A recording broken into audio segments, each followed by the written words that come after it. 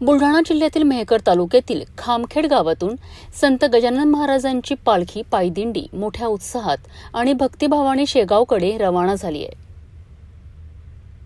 ही दिंडी तब्बल 6 ते 7 दिवसांचा प्रवास करत शेगाव येथे पोहोचणार आहे। या दिंडीत महिला, पुरुष, ज्येष्ठ नागरिक आणि विद्यार्थ्यांचा मोठ्या प्रमाणात सहभाग पाहायला मिळतोय। पावसाचा जोर वाढत असतानाही भक्तांच्या श्रद्धेत कोणतीही कमी दिसत नाही। पावसाच्या सरींमध्ये गणगण गणातो बोतेंचा अखंड जयघोष सुरू असून संपूर्ण परिसर भक्तिमय वातावरणात न्हाऊन निघाला आहे। दिंडीमध्ये टाळ मृदंगांच्या गजरात अभंग, भजन आणि कीर्तनांचा रंग चढला आहे। प्रत्येक भक्ताच्या चेहऱ्यावर समाधान आणि आनंद स्पष्ट दिसत आहे।